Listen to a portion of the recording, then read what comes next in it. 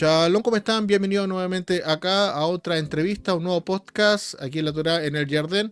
Y hoy es el tercer diálogo interreligioso que me encuentro acá con un amigo de nombre Jack Peralta, de su página Teólogo Aficionado, que aceptó amablemente esta conversatoria de un tema bastante especial, importante, por lo menos para el mundo judío y creo que para Jamet también. Es el día de Shabbat, o conocida como día de reposo, o el séptimo día que también sale en la Biblia. ¿Cómo está Jackmel? Muy bien, Andrés, muy agradecido de tener esta oportunidad de conversar contigo sobre este tema. Creo que es un tema que anteriormente ya te he dicho que es algo que tenemos en común y que nos acerca un poco más, a pesar de yo estar en esta ala del cristianismo, una de las religiones abrahámicas y una hija del judaísmo. Me siento muy contento de tener esta oportunidad de poder compartir con tu audiencia sobre cómo desde aquí nosotros vemos la observancia del sábado. Perfecto. Jackmer, ¿quién es Jackmer Peralta? ¿Cuál es tu afiliación cristiana?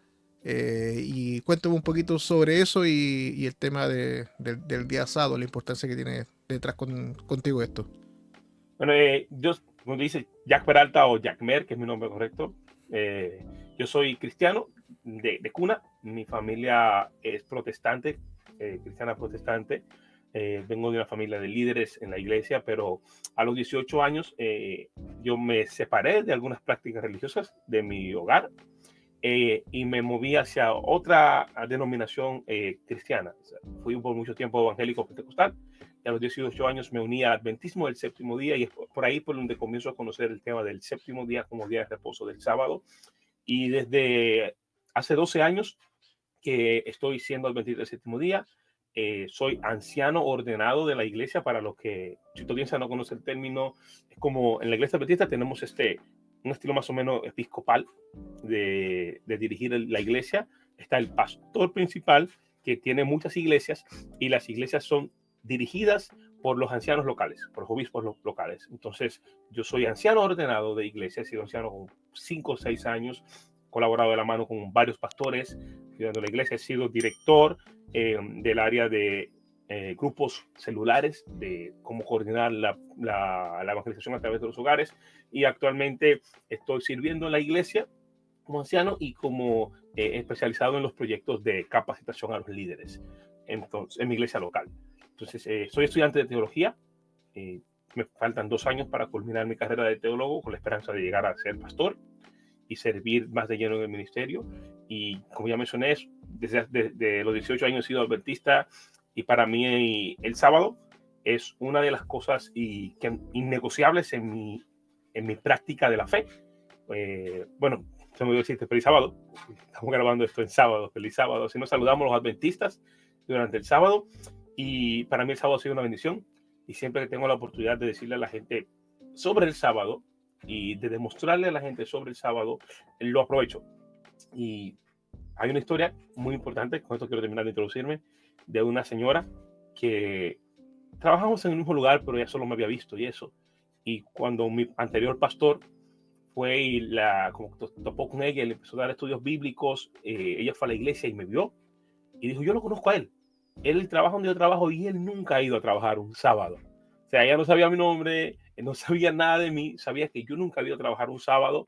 Y hoy fui a esa iglesia de visita y ahí estaba la señora que había aceptado a Jesús y se convirtió en adventista. Y todo comenzó porque yo nunca iba a trabajar los sábados y desde ahí empezó a conocer el mensaje.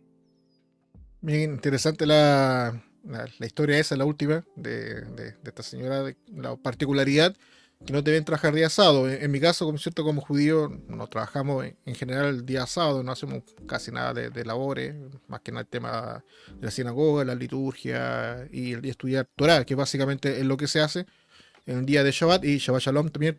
Hoy feliz sábado, estamos grabando esto ahora. Y de mi parte, por ejemplo, el mundo judío, el día sábado o el Shabbat es el día que ha mantenido al pueblo judío unido, independiente de la denominación o la observancia que puede tener cada uno, dependiendo de cómo entienda el tema del día de Shabbat. Y a través de los siglos ha sido una de las piedras fundamentales de identificación para el pueblo judío. Una digamos, como una cédula de identificación. ¿Cómo sabes que un judío? Bueno, no trabaja Shabbat. Sea o no religioso, no trabaja Shabbat. Y en la empresa eso también se nota bastante. Entonces, para el pueblo judío esto ha sido normal durante muchos siglos, ¿no es cierto? Pongamos en los últimos 2000 años, ha sido un centro de refugio, de unión con Dios, ¿no es cierto? Un centro de refugio, de encontrarse también con el resto de personas que pertenecen a cada colectividad y estudiar en sí Torah, ¿no es cierto? Estudiar las tradiciones del mundo de judaísmo rabínico y cómo interpretar el asado. Eso por el lado judío, pero en el lado cristiano es un poco extraño este caso, porque eh, tiene una construcción en el tiempo completamente distinta al mundo judío, exceptuando el primer siglo, que sí había prácticamente no había diferencias entre el judío cristiano o el primer cristianismo con el judaísmo proto-rabínico. Eh, ¿Cómo se llega a esto de que el movimiento adventista dice, mira, en realidad tenemos que guardar el día de reposo, a diferencia de cómo lo estaba entendiendo el resto del mundo protestante o el mundo católico durante tantos siglos? Si me puedes explicar un poquito ese tema. Mira, eso que tú dijiste del cristianismo en los primeros siglos es muy interesante y básicamente es porque el cristianismo es otro judaísmo del segundo templo y el Sabbat era muy importante en el periodo intertestamentario para el judaísmo y obviamente los cristianos heredaron eso y a veces se ve a Jesús como un detractor de la práctica del Sabbat cuando sencillamente ese tipo de críticas, porque muchos cristianos que no tenemos familiaridad con la literatura de intertestamentario o del segundo templo, no entendemos que este tipo de críticas eran muy comunes dentro del judaísmo. El judaísmo mismo revisaba las prácticas religiosas de otro. En la literatura tú ves como rabinos o otros personajes destacados decían, no, esto no se debería hacer, o nuestro grupo lo hacía así es mejor. Qumran nos ha ayudado mucho con eso. Pero al parecer, muchos creen que se desapareció el sábado y apareció con los adventistas. No, siempre hubo cristianismos que observaron el sábado. Se usa la expresión observar el sábado. Hay un documental muy bueno que se llama Un santuario en el tiempo, que fue producido por la Universidad Adventista de Michigan, Andrews, donde hacen un recorrido de cómo incluso los valdenses, que fue un grupo de cristianos exiliados, como separados un poco del cristianismo más poderoso en su momento, ellos tenían algunos practicantes del sábado. Entonces, el sábado no aparece con los adventistas. Sin embargo, ni siquiera fueron los adventistas leyendo la Biblia que llegaron a la conclusión del sábado. No fueron los adventistas los que comenzaron con esta idea. Fue una persona bautista del séptimo día que se acercó a alguien del movimiento milerita. Hay que entender que los adventistas no somos el movimiento milerita. Muchas personas creen, dicen, los adventistas han puesto fechas para la venida del Señor, para la venida de Jesús. No, los que pusieron fechas fue el movimiento de Guillermo Miller, que eventualmente se dividió en algunas ramas, y de esas ramas salen los adventistas del séptimo día, y también hay adventistas que no son del séptimo día, que no tienen el sábado en su línea de pensamiento. Entonces, los adventistas del séptimo día recibimos cuando un milerita escucha el mensaje del sábado a través de un bautista. Hay una denominación bautista que es observadora del sábado como un día de reposo, conocidos como los bautistas del séptimo día. Son muy pocos, pero cuando el adventismo lo escucha de los bautistas, entonces se hace como una división dentro del grupo de los mileritas que guardaban, que empezaron a guardar el sábado. Algunos decían que sí, otros decían que no. Se crea una división, uno por un lado, otro por otro. Entonces, fue a través del estudio de la Biblia y gracias a la influencia de la señora Ellen White, una persona muy influyente en los primeros años de la iglesia, no como que ella tenía las ideas, sino que ella tenía un rol muy importante como profeta dentro de la denominación. Recalco, como profeta solo dentro de la denominación. No era como que se creía que Elena White tenía que ser una profeta para todo el mundo, no. Ella tenía un rol dentro del surgimiento de este movimiento, que Dios la utilizaba como un instrumento para guiar a las personas hacia el estudio de las escrituras. No se trataba de que cuando se llegó el sábado, nadie fue a preguntarle a Elena White, a decirle, Elena White, tenemos que guardar el sábado. No, nadie le preguntó. En las conversaciones y los estudios se estudió sobre el sábado y eventualmente ella, meses después de que ya los adventistas estaban practicando el sábado y habían aceptado esta verdad, ella tuvo una visión en la cual él vio las dos tablas, o sea, una imaginería muy norteamericana del siglo XIX, que veían las tablas como bien pulidas y con 4 mandamientos en un lado y 6 mandamientos en otro. O sea, tuvo una visión así, la describió y dijo que en el 4.º mandamiento vio un halo de luz. Y esto le dio a entender que el pueblo tenía que volver a enfocarse en el sábado. Ya los adventistas estaban guardando el sábado. Y eso sencillamente fue como la manera para ese momento histórico donde la gente que sí seguía a Elena White, habían personas que esperaban que Elena White dijera cosas sobre algunas cosas para hacerlo o no hacerlo. Entonces yo creo que Dios utilizó a Elena White como un instrumento no para forzar, ni siquiera para verificar, sino para motivar a los hermanos que seguían esperando esa respuesta, porque la tenían en alta estima, y luego se asimiló al punto de que cuando se sentaron a decidir el nombre de la denominación, uno de los nombres que estaba a punto de ganar era Iglesia de Dios, Church of God, y un hermano se paró, no recuerdo el nombre, y dijo que no, que el nombre debía ser con lo que más caracterizaba a la iglesia, que era la venida del Señor y el séptimo día. Entonces, por eso se eligió Adventistas, que es del advenimiento de la segunda venida de Jesús, Adventistas del séptimo día, porque son como los dos pilares doctrinales. Esperamos la segunda venida de Jesús y tenemos el sábado como el día de reposo y día de reunión y adoración. Entonces, el sábado llega a través de la predicación de un bautista, la iglesia estudia la Biblia, lo asimila, y eventualmente, meses después de que la iglesia está ya observando el día de reposo, Elena White, en su rol profético para la denominación, es usada por Dios para terminar de motivar a los hermanos a unirse a la práctica del sábado.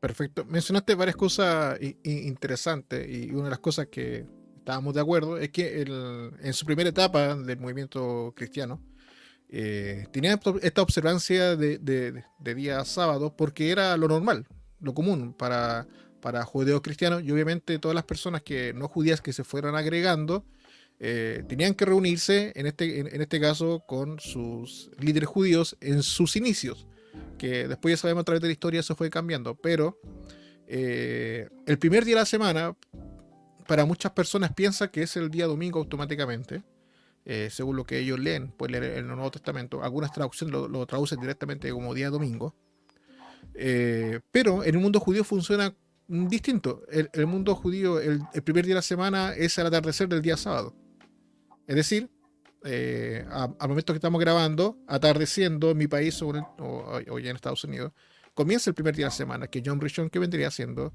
el día domingo, si lo pusiera ese nombre, a pesar que no es día domingo.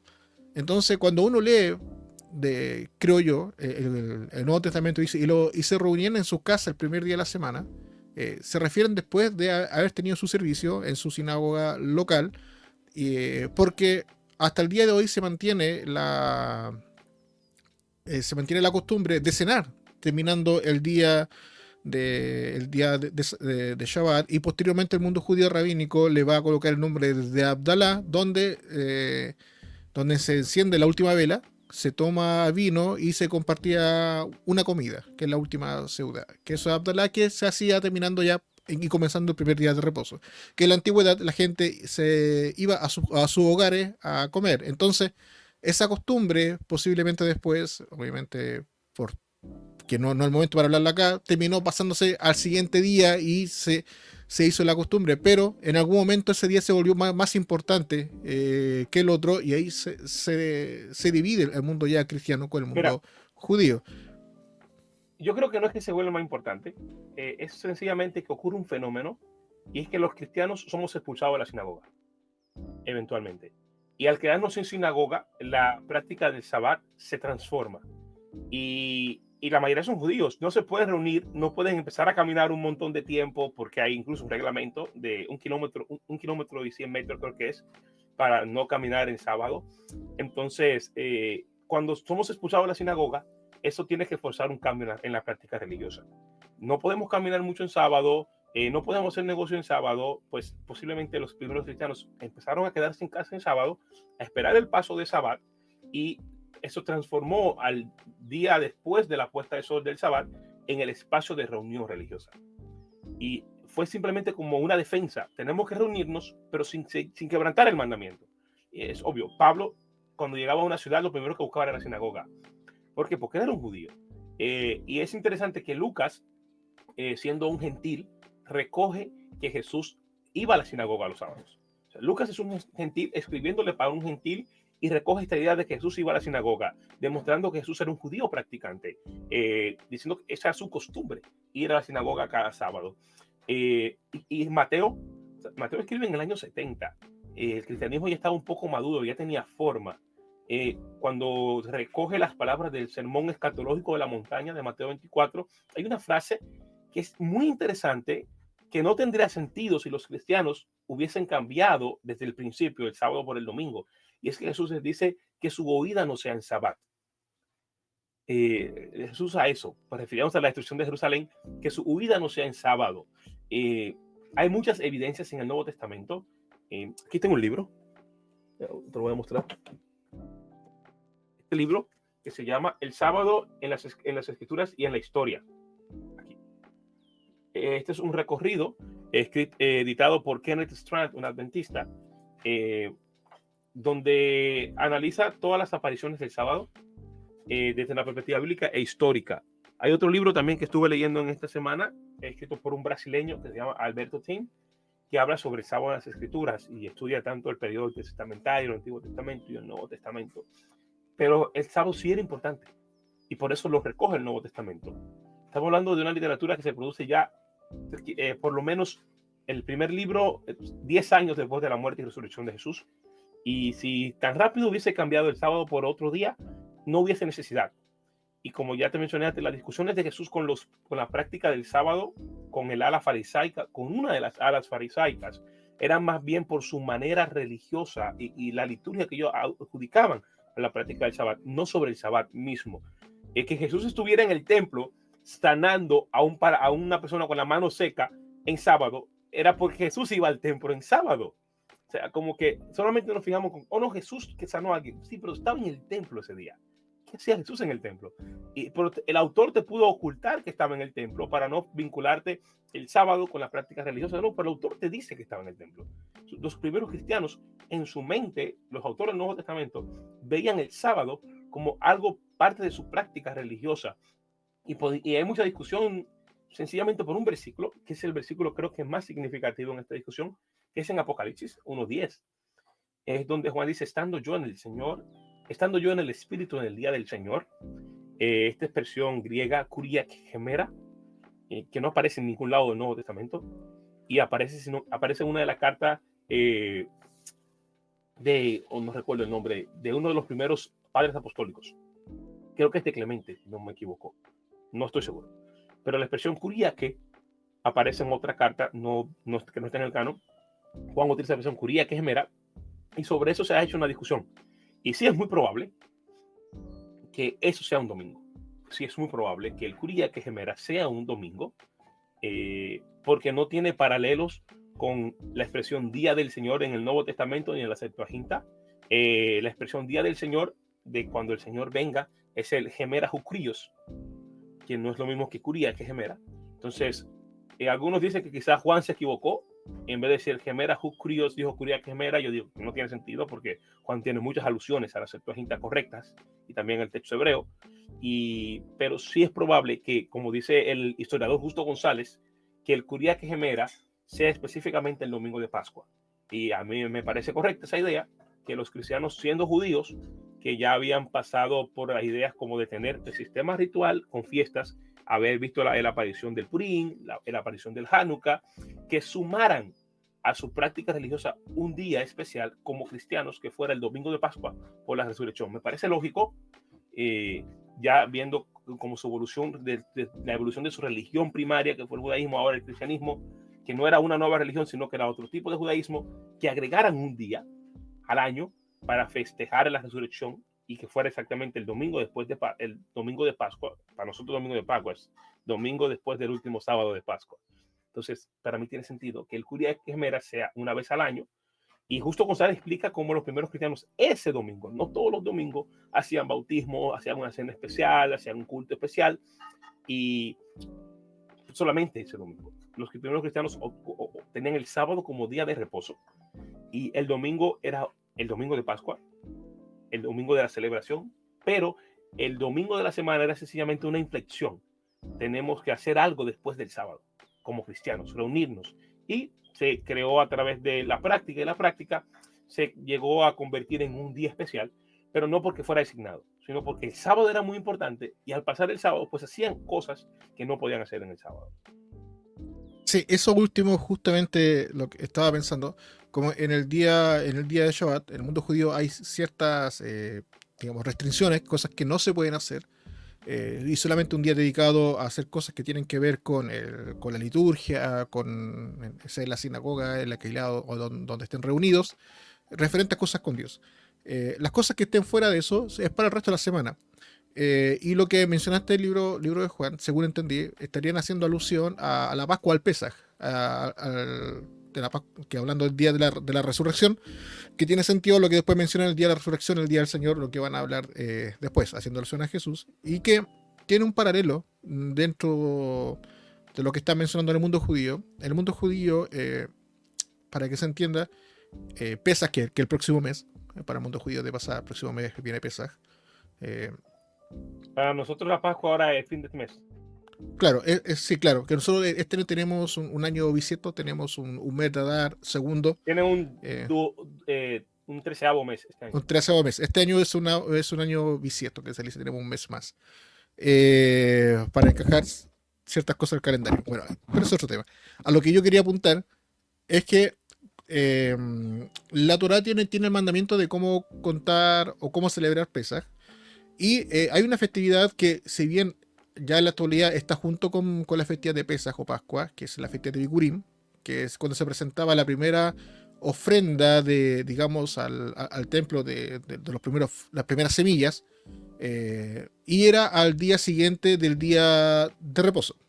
Ese día de reposo hay varias interpretaciones dentro del mundo judío. Está el mundo del Karaita interpreta de alguna manera, el mundo rabínico lo va a interpretar de otra manera, incluso Qumran tenía su propia manera de verlo, y para algunos ese día de reposo es el día a continuación después de Pesaj, pero para el otro movimiento de esta época que estoy mencionando, es el día primero de la semana, que vendría siendo el día domingo, que es más o menos como lo va a tomar el mundo cristiano, y que tendría algún tipo de relación con estas tradiciones que posiblemente estaban en discusión en la época del primer templo. Esto lo pueden encontrar en el libro Levítico 23, ahí están dados todas las festividades, empezando por el Shabbat hasta la festividad de Sukkot, y de ahí viene toda esta discusión. Entonces, lo que tú estás diciendo sobre que el primer día de Pascua hacía alusión posiblemente a una de estas tradiciones de cómo se estaba interpretando este día de reposo después de el día de Pesaj.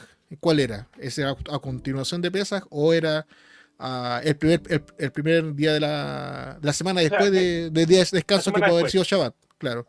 La semana después, justo al terminar la semana de Pascua, al día siguiente. Okay, eso es bastante interesante. Ahora lo otro. Porque sucede, mira, los evangelios te dan esta frase que dice que el evangelio de Juan, que es lo único que lo dice, que el día que muere Jesús es un gran sábado. Que el día anterior dice, no, tenemos que bajarlo porque mañana es un gran sábado. Y lo que se entiende es que ese día era el último día de Pascua, a la vez que era día de reposo normal, día de reposo semanal y final de Pascua. Entonces, sí. Por eso era un gran sábado. Sí, para que las personas, para que entiendan lo que saben, lo que no es un gran sábado o un Shabbatón, como decimos nosotros en hebreo, es cuando una festividad cae con Pesaj, coinciden, perdón, cuando una festividad cae con el día de Shabbat o el día sábado, caen en el mismo día o continúa el siguiente. Eso se conoce como Shabbatón. De hecho, en la Torá dice que es Shabbatón, que es un gran día de descanso, porque tiene doble santidad, ya que el día sábado tiene un grado de santidad y la festividad tiene un grado de festividad. Como se juntan ambas santidades, es un gran día santo. A eso se refiere de un gran día de reposo. Qué interesante, eso sería como para otro podcast, porque eso ya es un tema. Es otro harina costal, pero es muy bueno. Lo que quería consultarte ahora, teniendo eso claro, por lo menos lo de las discusiones del primer siglo y la forma de cómo se reunían los primeros cristianos, y ya esta expulsión que también es provocado por la guerra y persecuciones, siempre digo, sí. Hay que tener eso siempre presente. No era que nos tenían odio, había el contexto sociopolítico de la Palestina del primer siglo era muy complejo. Muy Hay que complejo. tener eso en cuenta, era muy complejo. Desde el mundo adventista, ¿hay diferencia, por ejemplo, del mundo cristiano tradicional o no tradicional o digamos el más conocido? Eh, ¿Qué pasajes de la Biblia hebrea, en este caso, van a tomar para decir, en realidad, este es el día que se tiene que guardar, siendo también nosotros herederos de este primer cristianismo con el que surge con Jesús y los apóstoles? Mira, inicialmente hay dos versículos. El adventismo, el séptimo día, es una denominación que basa mucho sus creencias en el libro de Apocalipsis. Eso es muy normal para la América del siglo XVIII y siglo XIX. Eso es muy normal. Y hay dos versículos que hacen alusión a la fe de Jesús y al concepto de los que guardan los mandamientos de Dios. Entonces, dentro del adventismo, como tú mencionabas hace rato, que para ustedes el sábado es un elemento de identidad, el adventismo aprendió eso, de que el pueblo de Dios de los tiempos finales, dentro de su identidad, tendría a guardar los mandamientos de Dios. O sea, sería el pueblo que tiene la fe de Jesús. Y tener la fe de Jesús significa guardar los mandamientos de Dios. Son dos elementos que aparecen en el libro de Apocalipsis. No sé si están familiarizados con ellos, pero los adventistas que escuchen esto lo van a entender mejor que yo. Y se adopta ese elemento. Guardar los mandamientos de Dios es parte de la identidad del pueblo del fin, del pueblo de los últimos días. Y luego, revisando cuáles son los mandamientos de Dios, pues está el sábado, el cuarto mandamiento incluido. Entonces se divide como en los 4 mandamientos que tienen que ver con Dios y los 6 mandamientos de mi interacción con mi prójimo. Entonces los adventistas lo que hicieron fue decir, pues si está entre los 10 mandamientos y los 10 mandamientos, la ley de Dios, el núcleo de la ley de Dios, es la identidad, es parte de la identidad del pueblo que espera la pronta venida de Jesús y la inauguración del reino, pues nosotros tenemos que observar los 10 mandamientos. Todos. Eso incluye el sábado. Entonces, partiendo de Apocalipsis, hay otros pasajes también muy importantes, como Isaías. Es muy normal que tú escuches este pasaje, que si retrajeres tu pie de hacer tu voluntad en el día del Señor. Son pasajes que se recitan. Yo soy muy malo en la práctica de la recepción y la despedida del sábado de manera personal. En la iglesia sí lo hacemos, pero yo cuando no voy a hacerlo a la iglesia, pues yo me quedo dormido y no lo hago. Pero sí, cuando nos reunimos a hacer estas recepción o despedidas del sábado, se recita mucho el cuarto mandamiento. Y sí recuerdo mucho recitar a Isaías. Isaías es del Antiguo Testamento como uno de los versículos más fuertes para esto del sábado, porque habla de la Nueva Jerusalén, de participar en la restauración del reino de Dios en la tierra. Y una de las razones por la cual se priva al pueblo de la participación del reino de Dios en la tierra es la observancia del sábado. Me parece que literalmente eso es lo que está diciendo Isaías, creo que es el Tito Isaías que dice eso por la deportación a Babilonia. Una de las razones por la cual el pueblo se va a Babilonia es por su despreocupación del sábado. Y los adventistas, como pueblo de Dios, tenemos esta idea de que es un hilo conductual desde el Génesis hasta el Apocalipsis. Desde el principio de los tiempos hasta el final de los tiempos, el pueblo de Dios es el mismo y se identifica por las mismas características. Antes del Sinaí había sábado. Y por el caso del maná, aún no se había dado los 10 mandamientos, pero ya los israelitas sabían que no iba a caer sábado en maná. No iba a caer maná en sábado. También como leitmotiv en el arca, que después de 7 días es que se cierra la puerta. Y en en la Biblia hebrea hay esta idea de 7 días antes de la aparición del Sabbat. Entonces nosotros como que basados en Apocalipsis, en la identidad del pueblo de Dios y en los elementos del cuarto mandamiento, Isaías y otros muchos pasajes que denotan el sábado como una marca identitaria del pueblo de Dios. Y o sea, de paso, yo no soy comulgador literalmente de esta idea, pero los primeros adventistas entendían que en Apocalipsis está la marca de la bestia y el sello de Dios. Y dicen, se enseñaba todavía en los 50, 60, todavía hay personas que enseñan eso, que el sello de Dios que Dios va a poner en la frente a las personas es el sábado. Yo creo que el sello de Dios es sencillamente ser propiedad de Dios y cumplir la voluntad de Dios en general, no, no solamente un mandamiento, sino la plenitud de la voluntad de Dios. Pero muchos adventistas te van a decir, el sello de Dios es el sábado y la marca de la bestia es el domingo. Es una visión un tanto primitiva de la comprensión. no voy a decir mala, es primitiva. Fueron los primeros pasos que dieron los adventistas en esta separación de un grupo de cristianos que trataban mal la observancia del sábado y de esa manera obviamente pisoteaban parte importante de las escrituras. Entonces, cuando los adventistas toman esta idea de que el pueblo de Dios, el tiempo del fin, tenemos la observancia de los mandamientos y el mandamiento más olvidado es el sábado, entonces llega esta idea de pues el sábado es lo que nos va a diferenciar. Sí, el sábado era lo que diferenciaba a los adventistas de los demás cristianos en principio, pero hoy en día muchas denominaciones no adventistas están asimilando el concepto del sábado, aunque no sea como el día sábado, pero sí como el sabbat a la semana. Entonces, nosotros entendemos que el sábado es parte de nuestra identidad, como tú mencionabas que lo entienden los judíos, y se basa partiendo de Apocalipsis y luego moviéndose hacia atrás hacia el Antiguo Testamento. Pero todo parte de esta idea de que somos el pueblo del fin, el pueblo del último movimiento de Dios.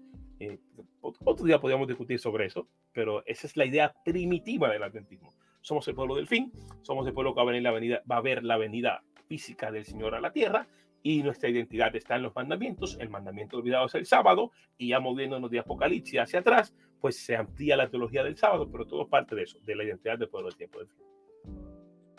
Qué interesante lo que, como lo planteas, que parten desde Apocalipsis hacia atrás, haciendo como un raconto de la historia, hasta llegar a Génesis 2, cuando se menciona por primera vez el tema del día de descanso. Entonces, viene esta pregunta de cajón, porque siempre, digamos, está esta famosa polémica.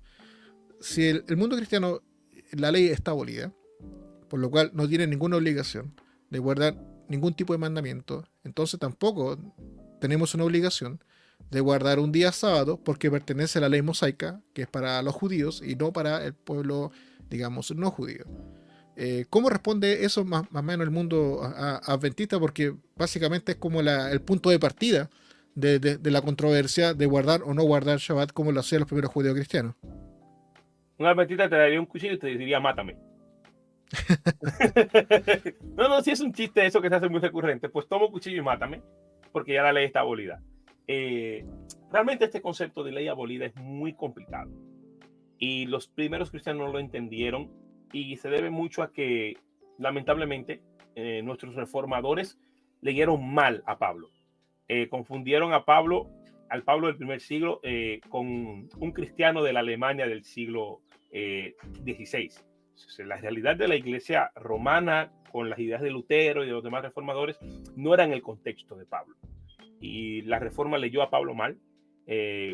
Habrán personas que no estén de acuerdo, pero la nueva perspectiva paulina, gracias a E.P. Sanders, Danny Hayes y N.T. Wright y Dunn, nos han acercado a una mejor comprensión de lo que era el judaísmo del Segundo Templo y la interacción del cristianismo con ese judaísmo.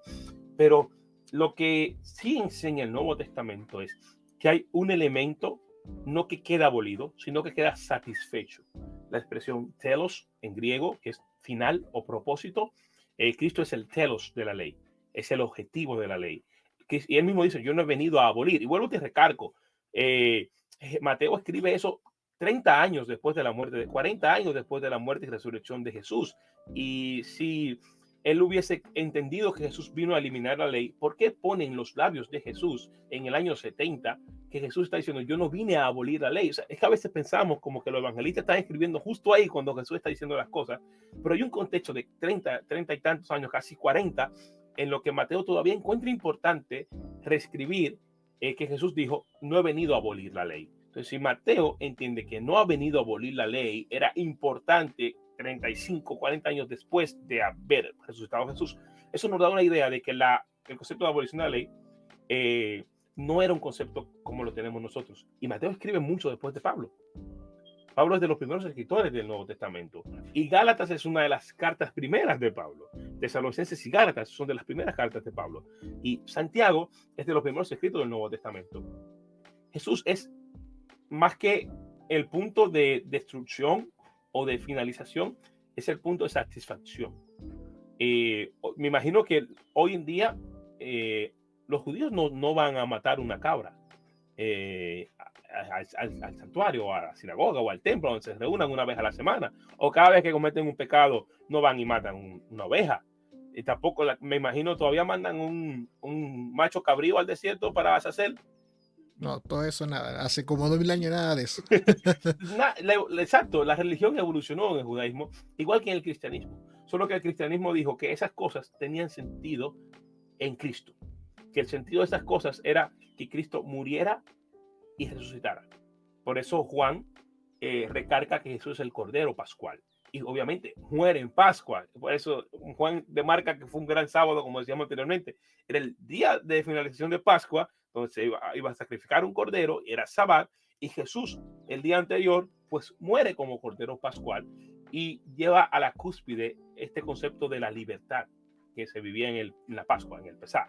Entonces, el cristianismo lo que entendió en los primeros años fue que el sistema ritual, eso tiene mucho que ver con el hecho de que el cristianismo produce su mayor cantidad de literatura cuando ya no hay templo. Juan mismo dice en una conversación de Jesús con la samaritana que no importa el lugar donde se reúnan a adorar, porque Juan escribe en el 90, casi en el 100, y no había templo. El monte del templo era un lugar donde ya no se podía establecer, se podía ir a establecer el culto porque ya estaba destruido. Entonces, si nosotros hacemos una revisión histórica del nacimiento de los dichos escritos de Jesús con el contexto de la realidad religiosa que se estaba viviendo, nos damos cuenta que no había templo, y que ya habían pasado muchos años de práctica religiosa cristiana y ellos tenían que encontrar en Jesús el sentido de todas estas prácticas religiosas que no se pueden llevar a cabo porque estaban atadas al templo. Entonces, cuando Jesús se convierte en Jesús es el templo mismo. No hay templo, pero nuestro templo es Jesús. Y ahora el templo es la iglesia, donde habita la presencia de Dios, donde habita el Ruach Elohim, el Espíritu de Dios. Entonces, tenemos el cristianismo explicando esas cosas desde la realidad social, religiosa y cultural de su momento. Ya no hay un santuario, pero no importa, porque tenemos a Jesús, sumo sacerdote, que es nuestro sacrificio perfecto y que está en un santuario no creado por manos de hombre en el cielo y es la plenitud de los sacrificios. Lo que desaparece o lo que encuentra su total satisfacción es el sistema ritual vinculado a las prácticas del santuario y del templo, que adquieren su mayor sentido en Jesús, y así lo han entendido los cristianos, pero el sábado se practicaba sin ir al templo. No estaba amarrado al santuario. El sábado aparece antes de que Bezalel pula la primera tabla para parar el santuario en el desierto. Entonces, el sábado no está atado al sistema ritual. Por ende, es un malentendido por el cristianismo entender a Pablo con la realidad de la reforma. Pablo no le escribió con la realidad de la reforma. Y segundo, entender que toda la ley es igual. No, hay un núcleo de la ley, por lo menos para los adventistas, que son los 10 mandamientos que no están atados. Haya o no haya santuario, hay 10 mandamientos. Pero si no hay santuario, pues no hay levitas, no hay sistema sacrificial, no se puede llevar un cordero. Se puede seguir celebrando las fiestas de otras maneras, pero hay elementos de la fiesta que se van a ir transformados por la falta del santuario. Entonces, lo que desaparece el santuario, desaparece el templo, se transforma la religión, Jesús se convierte en la satisfacción total de todas las fiestas, bueno, de casi todas, porque la fiesta de Pentecostés encuentra tu satisfacción cuando desciende el Espíritu Santo, que fue en Pentecostés, pero la mayoría de las fiestas se enfocaban en Jesús. Entonces, la iglesia cristiana del primer siglo dio en Jesús la satisfacción del sistema ritual a través de su obra y la obra del Espíritu Santo, pero el núcleo de los 10 mandamientos no tiene su fin en Jesús, no tiene su cumplimiento en Jesús. Incluso Hebreos utiliza la frase que todavía queda un reposo sabático. Algunos lo ponen de manera escatológica hacia el futuro, de manera futura, y algunos entendemos que quiere decir que permanece la práctica del reposo sabático entre los practicantes de la fe cristiana. Yo me decanto más por esa segunda opción. El sábado no fue parte de la ley que desapareció con el santuario, con la destrucción del templo. Por ende, Jesús no tenía que satisfacerlo y no lo satisfizo, pero sí los 10 mandamientos permanecen hoy en día, a diferencia de las demás leyes que estaban atadas al santuario y que Jesús, al ser el santuario, la expresión y Juan 1:14, y y el verbo caminó entre nosotros y puso su tienda. La expresión ahí que habitó en medio nuestro, utiliza el verbo griego eskenose, que es el verbo griego que se utiliza para el santuario, cuando se abría el santuario en el Antiguo Testamento, en la Septuaginta. Juan lo que dice, hay una traducción que dice que Jesús tabernaculó puso su tienda en medio nuestro. Eso será el santuario, y en él convergían todo lo que es este sistema ritual, y en él hallaban sentido. Y una vez Jesús se va al cielo, muere y Jesús se va al cielo, pues se cumplió todo el sistema ritual y ya no había templo tampoco, pues todo eso desaparece y solamente queda el núcleo de la ley, que son los 10 mandamientos, que son inmutables. Sí, perfecto. Estaba empezando varias cosas porque, claro, una vez que el templo fue corrupto o fue destruido por la guerra, el mundo judío igual tuvo que reestructurarse completamente de cómo guardamos la Torá, cómo guardamos la observancia de las tradiciones sin templo. Y se llegó a la conclusión, algo similar probablemente, de que tenemos una cantidad de mandamientos que no dependen del templo, que son mandamientos que tienen que ver con temporalidades y atemporalidades que muchas veces no tienen que ver con el templo, y uno de esos tiene que ver con el decálogo, o los Aseret HaDibrot, como decimos en hebreo, que son 10 conversaciones que tuvo Moisés con Dios, y de ahí entregó toda la ley, ¿no es cierto? La fue entregando de a poco, que son leyes morales y éticas, básicamente, y es un poco, sería contraproducente decir, eliminamos la ley de ética y moral sobre la humanidad, que no tendría mucho sentido. De lo otro que estaba mencionando, justamente, a mí de editorial HarperCollins, me enviaron este libro, que lo estoy recién leyendo, que es un libro cristiano, que es de Eduardo Cartera Millo, que le tengo que hacer todavía una reseña, que la voy a hacer más adelante en el canal, que es un No libro... me hables de reseña, que yo tengo como 15 libros que no he hecho reseña ahí. HarperCollins me va a matar a mí. Que habla, aquí le pusieron las 7 fiestas de Jehová, y es un libro que menciona y le hace una cristología a las festividades, tal como tú la estás mencionando, a través de las fiestas sobre Jesús. Y es bastante interesante la postura que le está dando, que une las festividades con Jesús, y por lo tanto se soluciona el gran problema que no estando el templo. Entonces, el mundo judío se reestructura, donde van a ser después el judaísmo rabínico, de qué podemos hacer y qué no podemos hacer sin templo. Bueno, y de ahí muchos sabios sacan obras. Uno de los más famosos, el Hafez Haim, que en el libro conciso de la Mitzvot, te va a decir, estos son los mandamientos que están activos al día de hoy sin necesidad del templo, y todos estos son los mandamientos que están pausados o están en modo durmiendo, porque no se pueden ocupar, no se pueden activar, porque no hay templo.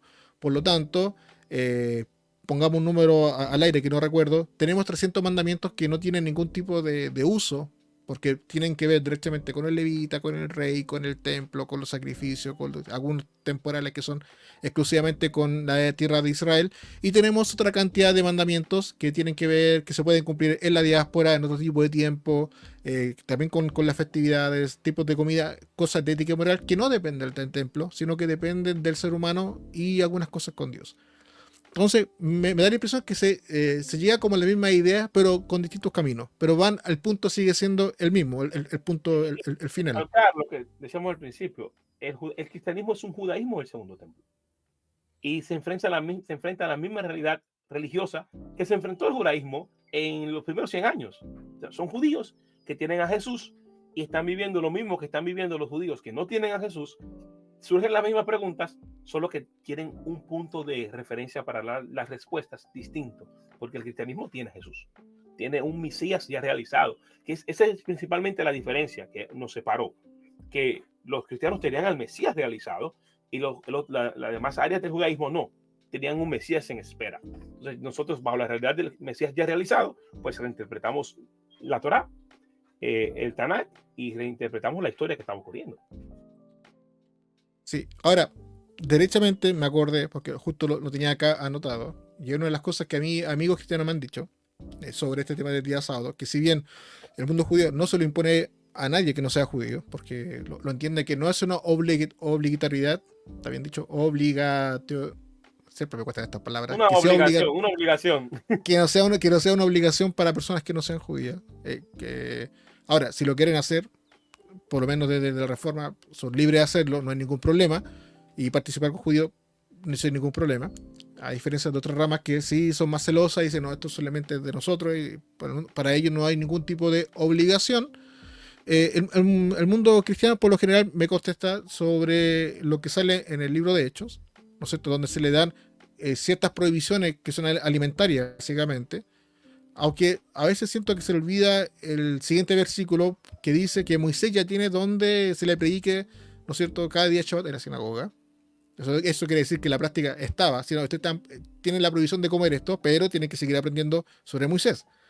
Y, y no sé si lo ocupan bien o no el mundo cristiano ese pasaje, pero me lo leen mucho. Y el otro, que viene de cajón, es del libro que lo noté acá, Romanos 14, donde Pablo de Tarso va a decir que básicamente el que guarda un día, si lo quiere lo puede buscar y leerlo, porque así me saldría mejor. eh, Estas cosas que pasan cuando está grabando. Dice, hay quien considera que un día tiene más importancia que otro, pero hay quienes que consideran todos los días iguales. Cada uno debe estar firme en sus propias opiniones. Entonces, de ese pasaje me dicen, ven, nosotros no tenemos una obligación de guardar ningún sábado, por lo que dice acá Pablo, sino que cada uno, el que considera su día sagrado importante, que se lo guarde y que no se complique mucho más el tema. Son los dos, digamos, pasajes que a veces me indican, nosotros como cristianos, no tienen como ninguna obligación de guardar ningún día sábado, como enseña en este caso el adventismo. No sé si tiene alguna respuesta sobre eso. Mira, Lucas no es judío, es un gentil.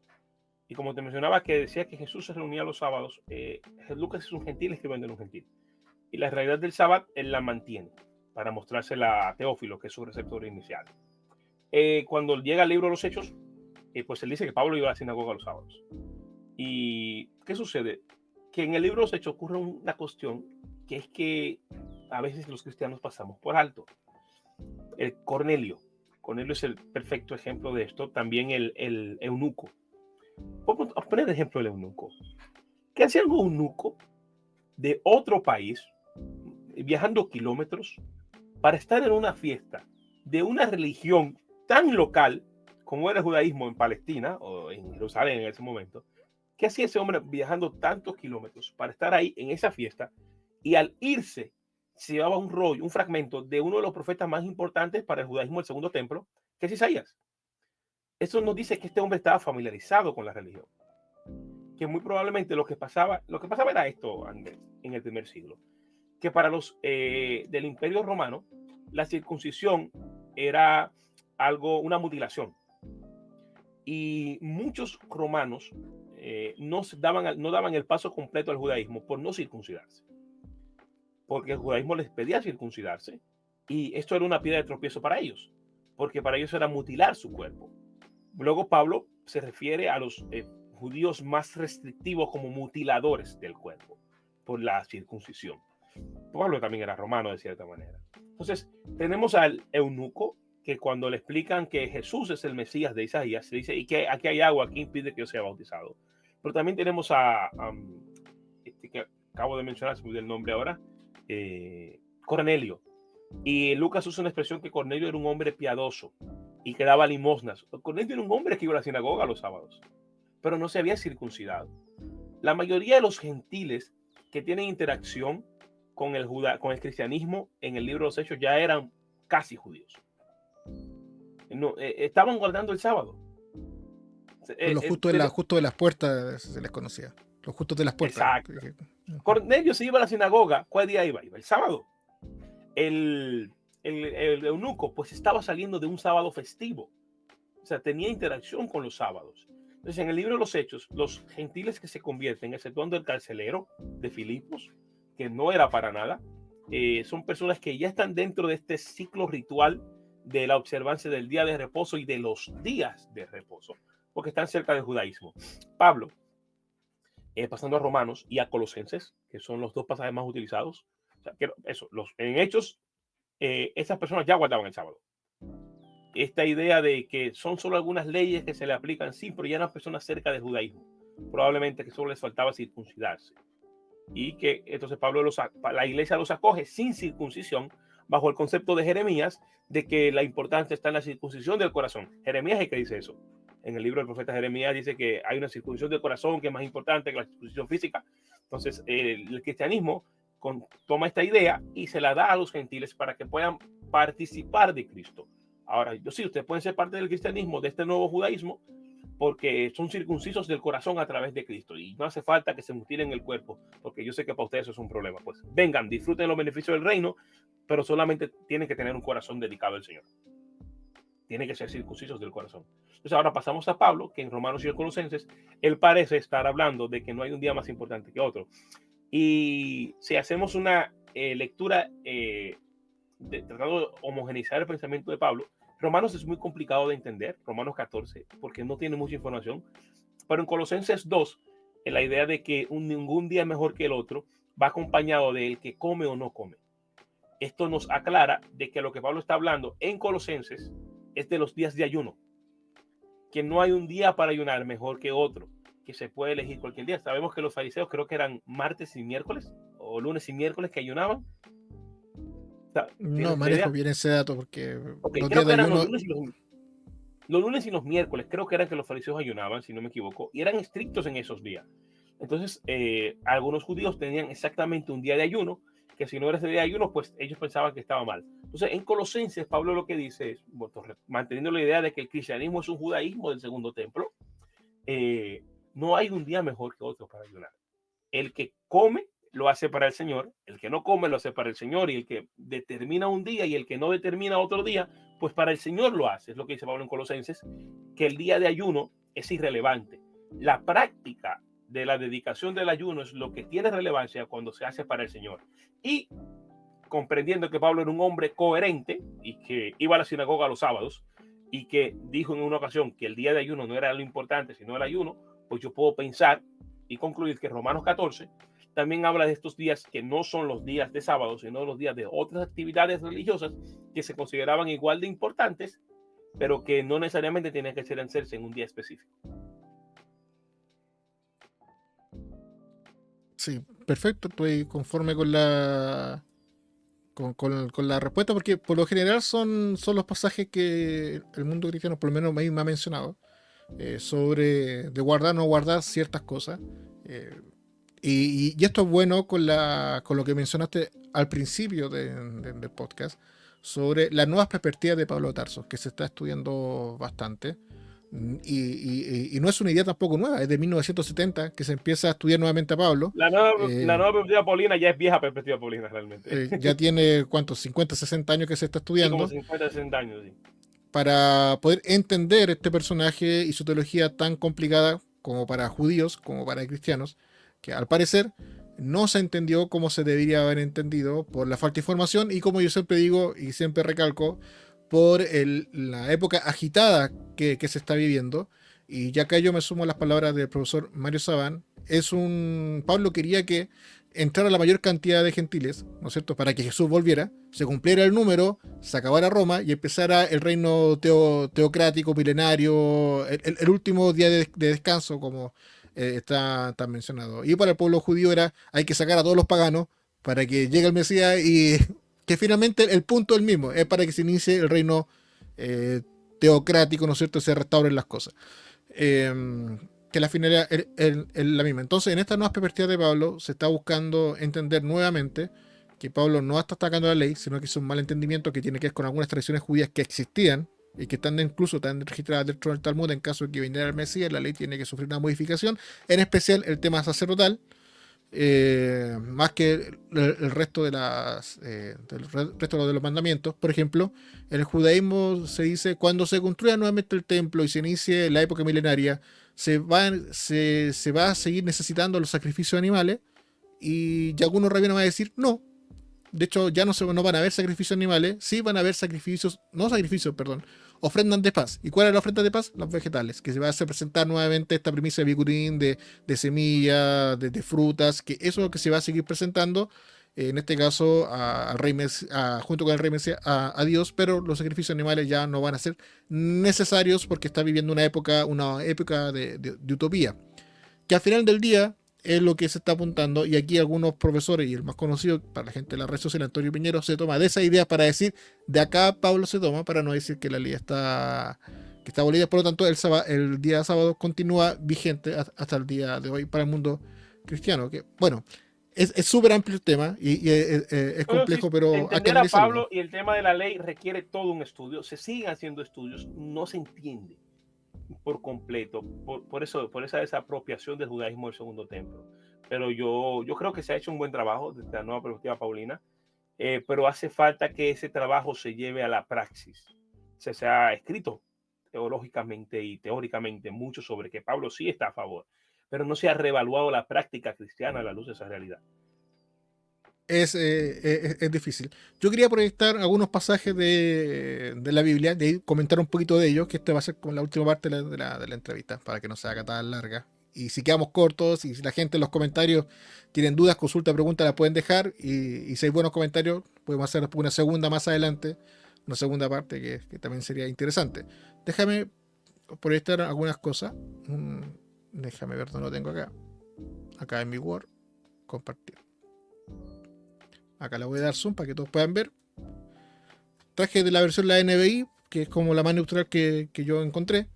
Y acá está el famoso el pasaje de Génesis, que me citan mucho para decir, mire, el Shabbat está antes de todas las cosas, la creación.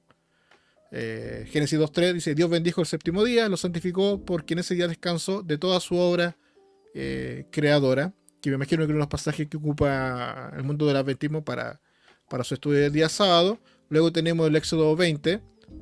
Dice, acuérdate del día sábado para consagrarlo. 6 días trabajarás, hará de ello toda tu labor. Y el séptimo día, un día de reposo para honrar al Señor tu Dios. ¿No es cierto? Y ahí da la siguiente instrucción. Luego tenemos Éxodo 35.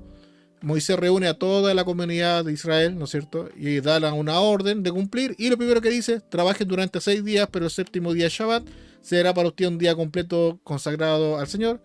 Quien haga algún trabajo será considerado a condena de muerte. Y en Shabbat no se va a encender fuego. Y después que se da esto, viene la construcción de todas las cosas para el tabernáculo. Luego tenemos el Deuteronomio 5. Observa el día sábado. Conságralos al Señor tu Dios, tal como te lo ha ordenado. 6 días trabajarás. Haz de ello lo que tengas que hacer. Pero observa el séptimo día como un día de reposo para honrar al Señor tu Dios. No hagas en ese día tu trabajo, ni tú tampoco, ni tu hijo, ni tu hija, ni tu esclava, ni tu buey, ni tu burro, etcétera, etcétera. Luego pasamos a Ezequiel, que los profetas también hacen bastante hincapié. También dice, si dejas de profanar el día Shabbat y no hacen negocio en mi día santo, y si llamas al día Shabbat una delicia, y al día santo al Señor tu Dios honorable, si te abstienes de profanarlo y no ahorras no haciendo negocio y todo lo demás, te va a ir bien, básicamente, porque es la herencia de Jacob. Y aquí entramos al pasaje de Isaías que tú estabas mencionando, en delante creo uno de los que hay. Dios bendijo el séptimo día y lo santificó porque en ese día descansó de toda su obra, haciendo alusión al Génesis, ¿no es cierto? Y luego ya los pasajes del Nuevo Testamento, cuando Jesús está por los sembrados y los discípulos están en un día de sábado. Y acá le digo a muchos amigos, la discusión que va a tener con los fariseos no es por el día sábado, sino que lo que van a estar discutiendo es una tradición sobre una discusión del día sábado, una interpretación de cómo debería guardarse el día sábado. Y Jesús le recita que el sábado se hizo para el hombre y no el hombre para el día sábado, que es una frase que en el mundo judío ya se conoce, que se hizo popular por el rabí Shimon ben Benasia, que dice exactamente lo mismo. Entonces es una tradición que Jesús les va a recalcar. No olvídense de esto que nosotros conocemos, que el día sábado fue hecho para el hombre y no el hombre para el sábado. Entonces está repitiendo la misma tradición sobre esta discusión. De todos estos pasajes, no sé si te llama la atención a alguno, te gusta alguno de todo esto. Hay mucho más, obviamente, sobre este tema. El mundo judío entiende, con esto termino, que el día sábado se guarda de dos formas. Dice observar y guardar. Y observar y guardar no son lo mismo. Pero se da en dos partes de la Torah. No lo voy a hablar en hebreo porque para el caso lo voy a alargarme más y lo voy a enredar. Pero dice Shamor Besajor, y guardarás y observarás el día de Shabbat, que es el día que finalmente, como los jajamín, los sabios judíos dicen, el único día que Dios te pide para estar con Él. El resto de los días hace lo que tú quieras, pero este día dedícamelo a mí. Y aprovecha también de entender que hay que parar un poco la máquina y darle un poco también de comida a tu vida espiritual, y no todo es dinero, comida y otras cosas banales.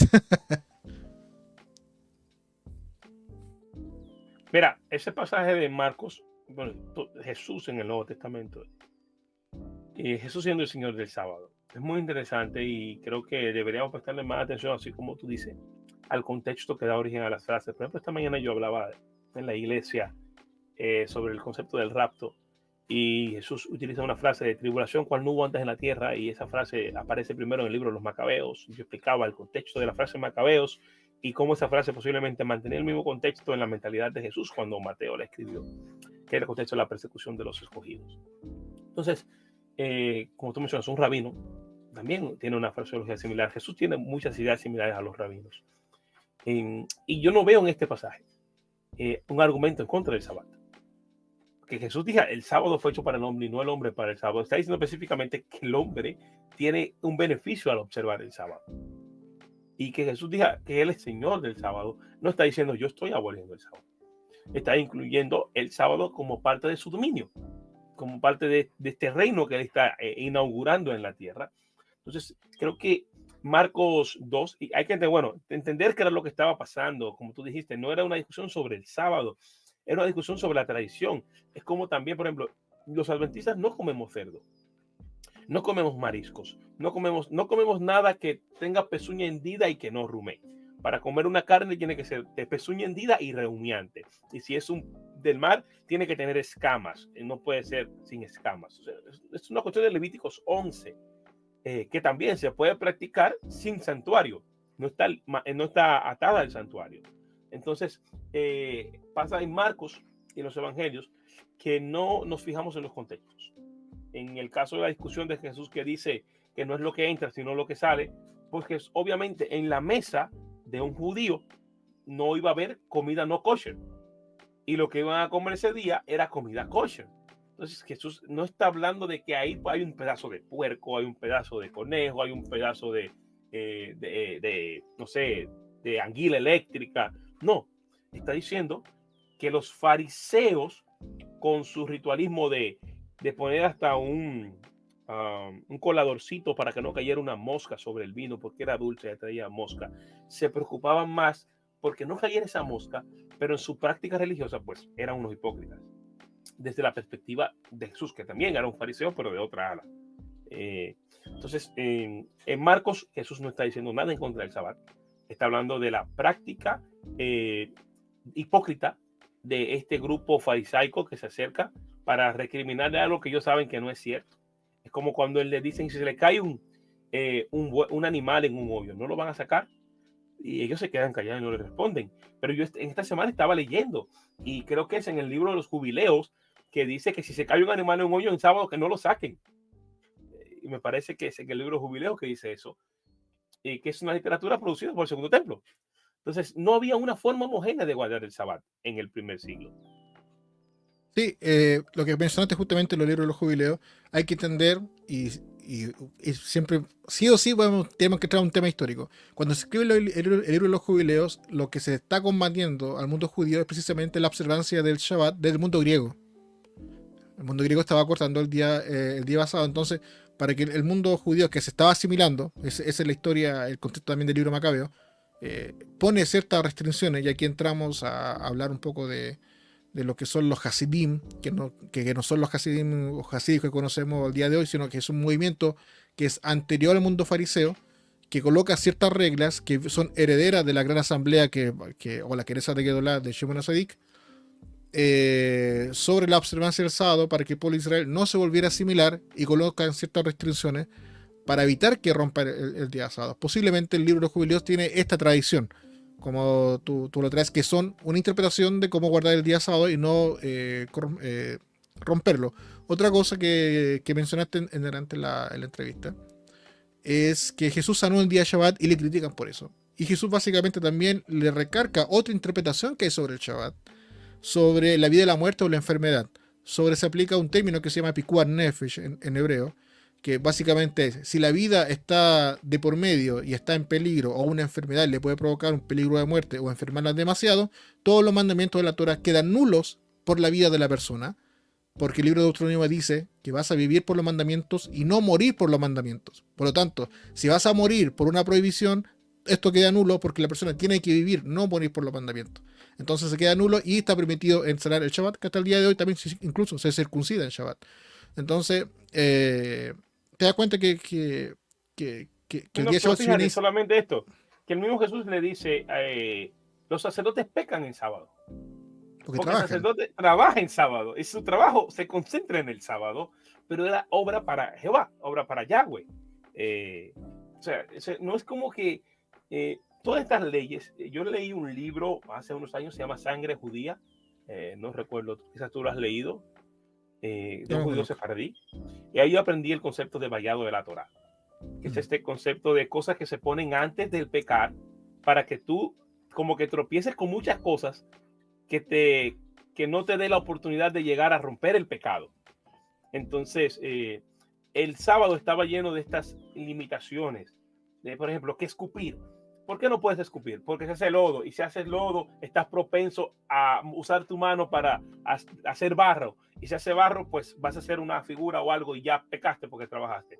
O sea, no era malo escupir, sino que evitando de escupir a hacer un ladrillo, hay mucho trabajo que hacer. Entonces, es como esto que pone en el Génesis, que Eva le dice a la serpiente, bueno, la mujer, que todavía no era Eva en ese momento, bueno, no puedo ni mirar la fruta, pues no puedo ni mirarla teniendo un vallado, así, un tipo de vallado de la Torah, no la miro para ni siquiera haberme tentado a comerla, para ni siquiera acercarme al árbol. Entonces, Jesús no luchó contra la observancia del sábado, él luchó contra las prácticas que ponían difícil el disfrute del día de reposo. El día de reposo era un día en el que se debía detener todo para que fuera dedicado a Yahweh. Entonces, si está haciendo, yo tengo que estar contando mis pasos, pero no puedo dedicarme a consagrar el día, pues contar los pasos es un problema. Si yo tengo que estar pendiente en si escupo o no escupo, en que si llueve o no llueve, en si mi tela es de una forma o si llevo, por ejemplo, estaba leyendo de que se les permitía ponerse muchos vestidos porque no podían cambiarse de ropa. Pero si quitarse una prenda y teniendo una debajo ya no era trabajo. O sea, yo tengo que estar pendiente a ponerme 5 mudas. Entonces ando con más ropa, ando más cansado, tengo más calor. O sea, no disfruto no es un día de reposo verdadero. Entonces, todas estas reglas que eran las que Jesús atacaba. Todas estas reglas hacen imposible el pleno disfrute del sentido de lo que tiene el día de reposo. Sí, ¿no? Completamente de acuerdo. Y también el mundo del judaísmo y la reforma y parte del mundo conservador también critica muchas veces estas reglas que son necesarias. Porque no tienen sentido, porque el Shabbat pierde su esencia. Y justamente lo albayado, que tú estabas mencionando, que era recordé, en el Pirkei Avot, de hecho, el primer enunciado de este libro, que son las tradiciones de las enseñanzas de los ancianos o de los antiguos, sobre este tema, el primer enunciado parte con eso. Dice, Moshe kibel Torah min Sinaí, y Moisés recibió la Torah desde el Sinaí. Dice, y esta enseñanza que recibió se la transmitió a Josué, a Yehoshua, y Josué a los ancianos, y los ancianos a los profetas, y los profetas le transmitieron a los hombres de la gran asamblea. Ellos enunciaron 3 principios: sean prudentes al juzgar, formen muchos discípulos y hagan una valla que se salvaguarde la Torah. Ese es el primer principio del Pirkei Avot, que es con lo que parte todo este tema. Posteriormente va a partir Shimón el Justo, era un hombre de esta gran asamblea, un remanente, que se cree que este fue el que tuvo la historia con Alejandro Magno. Él solía decir, sobre 3 principios está fundado el mundo: sobre la Torah, sobre el culto y sobre los actos de bondad, que tienen relación con lo anterior de poner y salvaguardar la Torah como una valla, que es el famoso cerco, que aparece creo que en el Nuevo Testamento con esa palabra, en algunas traducciones. Y este cerco, su finalidad no es colocarle una carga a las personas, porque hasta el día de hoy se hacen, y todas las personas en común hacemos cerco a nuestra vida, a los hijos, para que no cometan ciertos errores, y con la Torah se hizo lo mismo. En estos famosos cercos, para la época del Segundo Templo, especialmente la época de Jesús, por el día de Shabbat, uno era, ¿qué es trabajar? Hay que esforzarse, raspar, sembrar, como dices tú, ocupar el lodo para hacer ladrillos de barro. ¿Qué es trabajar? Entonces empezaron a definir qué es trabajar en base a lo que se había hecho en el templo, que justamente hoy día se terminó de leer el libro del Éxodo, justamente esta parte, se terminan de construir todas las cosas del templo.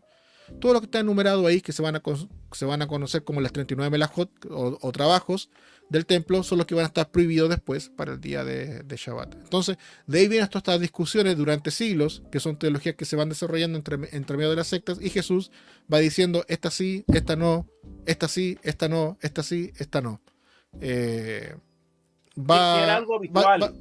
Que era algo habitual entre los mismos rabinos de la época, y son las famosas discusiones que tienen los rabinos de la época. Por eso discutían tanto qué podemos hacer, qué no podemos hacer en ciertas circunstancias, que básicamente es la continuación que va a tener después el Talmud, que se puede hacer, no se puede hacer en ciertas circunstancias, y van contando historias después de la destrucción del templo, y que básicamente el mundo del Nuevo Testamento, los judíos cristianos, van a hacer exactamente lo mismo.